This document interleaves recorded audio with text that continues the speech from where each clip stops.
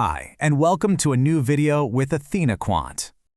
All right, let's jump right into a situation that I'm sure every trader out there knows all too well. You stumble upon a new strategy, you run the backtest, and the results are just, wow, absolutely incredible. You know the one, that perfect equity curve, just shooting straight up and to the right.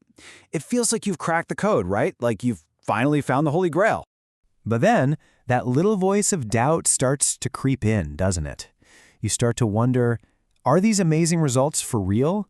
Is this a genuine, repeatable edge? Or is it all just random luck? And look, the cost of getting this wrong is huge. I mean, we're talking about deploying a strategy you think is a winner, only to watch it lose you real money. That's why the absolute core challenge for any quant trader, really for any trader, is figuring out how to separate a true, genuine signal from all the random noise in the market. So why does this matter so much? Well, it's about proving your edge isn't just some random fluke. It's about avoiding that huge trap of overfitting your data. It's about being able to actually quantify your confidence with real numbers, so you can make decisions based on cold, hard data, not just a gut feeling. You see, professionals don't just guess.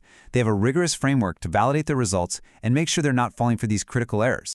So, how do we actually do that? How do we solve this puzzle? Well, we borrow a page from the scientists. We adopt the scientific method for our trading, using a powerful process called statistical inference. And I love this quote, because it perfectly captures the mindset shift we need to make. In God we trust, all others must bring data. It's all about moving away from hope and guesswork and into the world of rigorous, data-driven proof. It's about demanding real, hard evidence for every single claim. And honestly, the whole process boils down to a pretty straightforward four-step recipe. First, you formulate a hypothesis, your trading idea, then you collect your data, from your backtest. Step 3, you test that hypothesis, and finally, you draw a conclusion. It's a simple, systematic way to put any trading idea to the test. Now, here's how we frame the whole problem, and this is key. We start with something called the null hypothesis. The easiest way to think about this is like a courtroom. We assume our strategy is innocent until proven guilty. So our starting point, our skeptical position, is that the strategy has absolutely no edge. Our job as the prosecutor is to find enough evidence in the data to reject that innocent verdict and prove, beyond a reasonable doubt, that the strategy is guilty, that it actually has a real positive edge. Okay, so where do we get this evidence? How do we prove our case? Well, we turn to what is probably the single most important number in this entire process. And that number is called the p-value. Now, the term p-value can sound a little intimidating or academic, but trust me, the idea behind it is actually pretty simple. It just answers one critical question. If my strategy was truly useless, if it had no edge whatsoever and was just based on pure random luck, what's the probability that I would see results this good or even better? So think about it. A really small p-value means your results would be incredibly surprising if it were all just a random fluke. Let's make this super concrete. Imagine you run your test and you get a p-value of 0.03. What does that actually mean? It means that if your strategy had no real edge, there's only a tiny 3% chance that pure luck could have produced a backtest this good. Now, a 3% chance, that's pretty low, right? It strongly suggests that something else, something other than just luck, is probably going on here. But that brings up another question. A low p-value is good, but how low is low enough? We need a clear, objective decision line, right?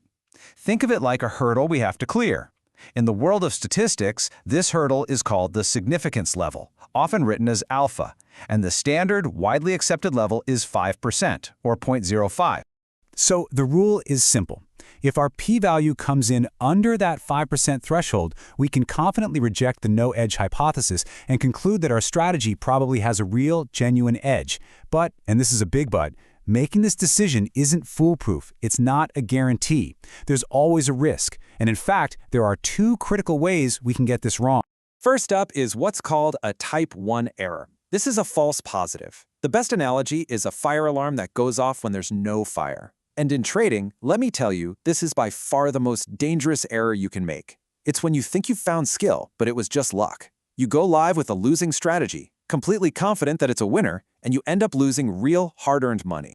Then you have the opposite, a type 2 error, which is a false negative. If the first error was a faulty fire alarm, this one is like a smoke detector with dead batteries in a burning room. It's when you miss a real edge. You throw away a genuinely profitable strategy because your test just didn't have enough data or enough power to prove it was real. It's a missed opportunity for sure, but at least it doesn't actively lose you money. So when you put it all together, there are 4 possible outcomes every time we make a decision. We can be right, or we can be wrong in one of those 2 ways.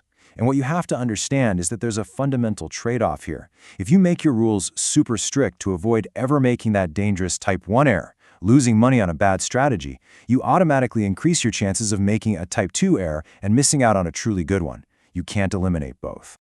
Okay, so that's the theory. We've got the concepts down, but how do we actually put all this into practice? How do we use this powerful framework in the real world while making sure we avoid the common traps? Well, the way we do this is by using standard statistical tools, like something called a t-test. And you don't need to be a math whiz to use these. Honestly, it's best to just think of a test like a machine. You just feed your backtest returns into one end, the machine does its number crunching, and out the other end comes that single, all-important number we've been talking about, the p-value. But, and this is crucial, just running the test isn't enough. You have to be aware of the common pitfalls. The biggest one by far is something called p-hacking. That's where you just keep testing and tweaking dozens and dozens of ideas until, by pure chance, you find one that looks good. You're basically torturing the data until it confesses. And one more thing, never ever confuse statistically significant with practically important. You might find a tiny little edge that is technically real, but it could be so small that it gets completely wiped out by commissions and slippage in the real world. And really, that's what this all boils down to. This whole framework, this entire process of hypothesis testing, it's the bright, clear line that separates a professional, data-driven trader from someone who's just, well, gambling. Look, it's never about being right 100% of the time. Nobody is. It's about having a rigorous, repeatable process for quantifying your confidence, for understanding the risks you're taking, and for making disciplined decisions based on evidence. This framework gives you the tools to stop being a gambler and start being a scientist. The choice is yours.